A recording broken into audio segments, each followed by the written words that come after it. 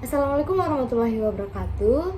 Perkenalkan, nama saya Alfriska Fani dengan NIM 4522091088 dari Fakultas Psikologi Universitas Bosowa, kelas D untuk mata kuliah metode penelitian kuantitatif dan juga kualitatif. Melalui video saya kali ini, yaitu video yang ke-8, saya akan membahas tentang teori dalam penelitian kualitatif dan juga desain penelitian kualitatif. Langsung saja kita masuk ke dalam pembahasan materi. Jadi yang pertama, kita perlu mengetahui mengenai teori. Apa itu teori dalam penelitian kualitatif? Nah, teori adalah sekumpulan konstruksi konsep, definisi, dan dalil yang saling berkaitan dan juga serta menghadirkan suatu pandangan yang sistematis tentang fenomena dengan menetapkan hubungan di antara beberapa variabel dengan maksud menjelaskan dan juga meramalkan suatu fenomena.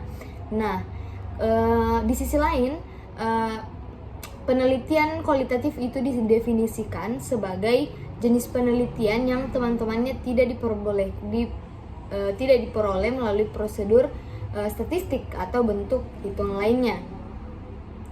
Nah, kemudian ada teorisasi dalam penelitian. Yang pertama itu ada teoritas deduktif. Nah, pandangan deduktif ini menuntut peneliti terlebih dahulu menggunakan teori sebagai alat ukur dan juga ukuran dan bahkan instrumen untuk membangun hipotesis.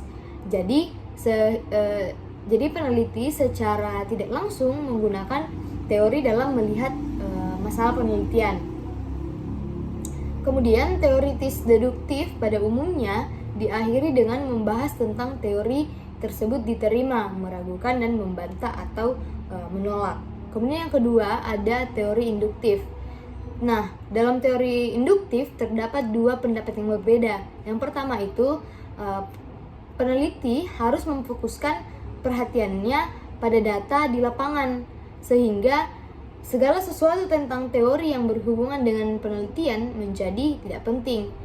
Kemudian pendapat yang kedua mengatakan bahwa pemahaman terhadap teori bukan sesuatu yang haram untuk diterima, bukan sesuatu yang haram, namun data tetap menjadi fokus peneliti di lapangan.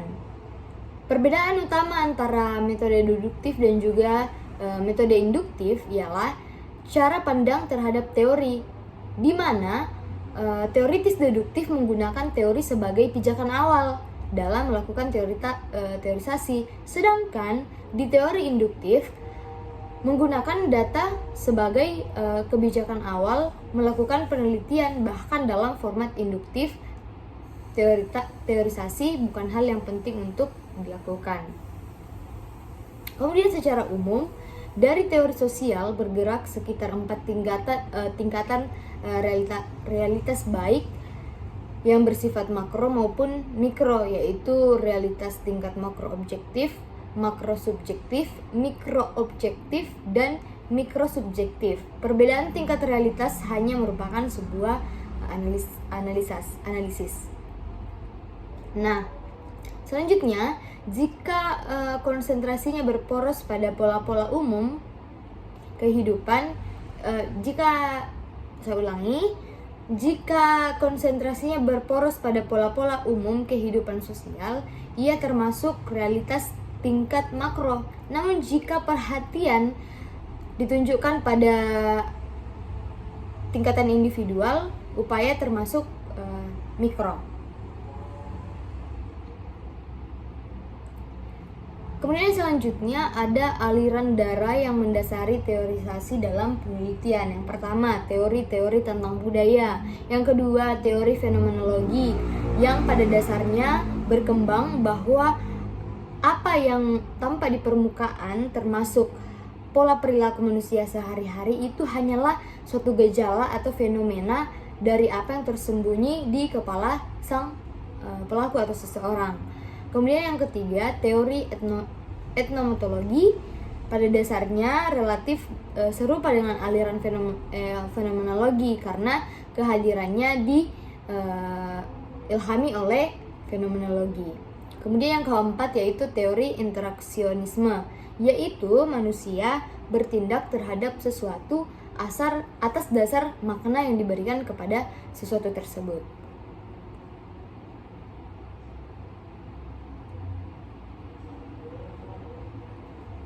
Kemudian teori juga disebut sebagai alat. Umumnya digunakan peneliti untuk mencapai tujuan. Peneliti melalui usaha penelitian dalam melengkapi dan juga menyediakan keterangan terhadap suatu fenomena, sehingga memungkinkan si peneliti untuk mengetahui sesuatu secara maksimal. Jadi teori sebagai tujuan karena teori menghasilkan petunjuk dan kisi-kisi yang harus diperhatikan oleh para peneliti, dan teori bahkan dikembangkan berdasarkan data yang telah dikumpulkan. Kemudian penerapan teori dalam penelitian kualitatif. Yang pertama itu jenis-jenis penelitian kualitatif, yaitu penelitian etnografi atau penelitian lapangan, kemudian ada interaksionisme simbolik, kemudian ada penelitian fenomenologi, kemudian penelitian etnometodologi, dan yang terakhir itu ada studi kasus. Dan yang kedua, penerapan teori yang kedua yaitu metode penelitian kualitatif. Metode penelitian adalah cara yang cukup sistematik yang digunakan peneliti dalam mengumpulkan data dan juga diperlukan dalam proses identifikasi dan penjelasan fenomena sosial yang tengah ditelitinya. Kemudian ketiga itu teknik analisis kualitatif, yaitu teknik analisis yang domain analisis taksonomi. Kemudian teknik analisis kompetensial, kemudian ada teknik analisis tema kultural, dan teknik analisis komparatif.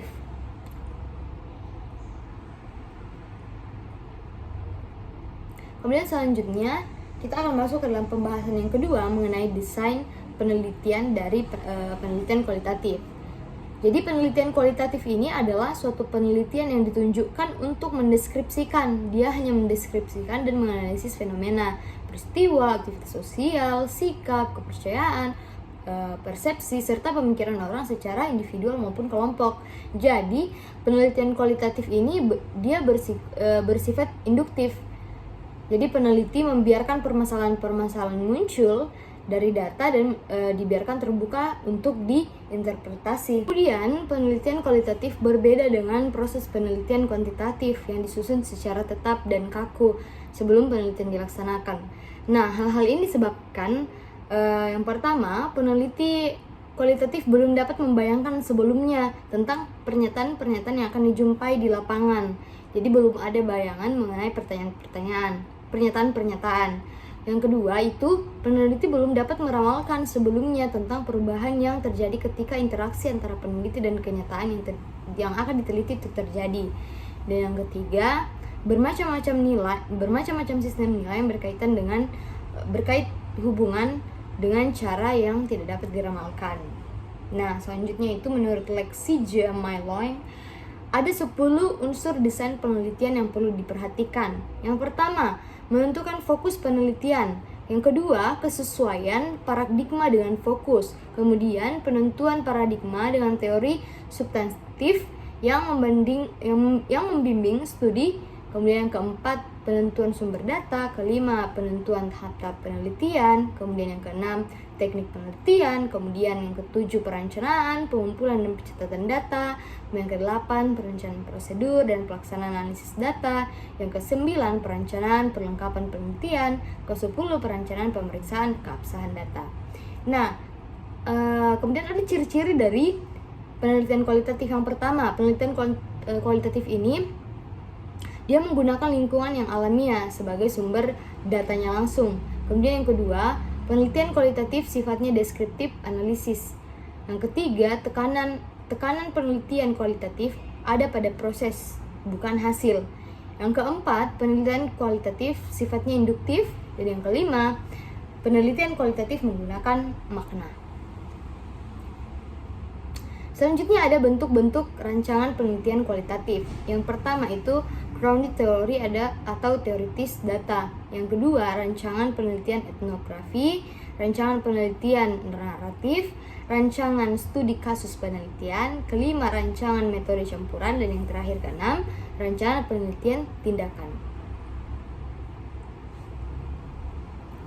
Kemudian ada format rancangan penelitian kualitatif, dimulai dari judul, kemudian konteks penelitian, fokus kajian, tujuan penelitian, ruang lingkup dan setting penelitian, perspektif teoritis dan kajian pustaka.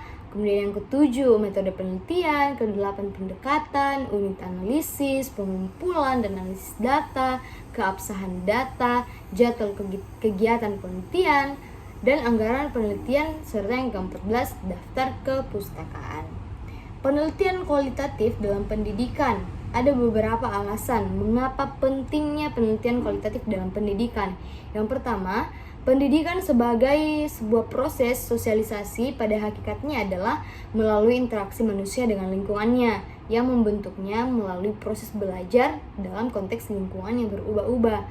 Kemudian yang kedua, pendidikan senantiasa melibatkan komponen manusia. Yang ketiga, pendidikan sebagai suatu sistem tidak hanya berorientasi kepada hasil tetapi juga kepada proses agar memperoleh hasil yang optimal. Kemudian yang keempat, pendidikan dan pengertian luas terjadi pada manusia dan berlangsung sepanjang hayatnya dalam lingkungan keluarga, sekolah, dan lingkungan masyarakat secara alami.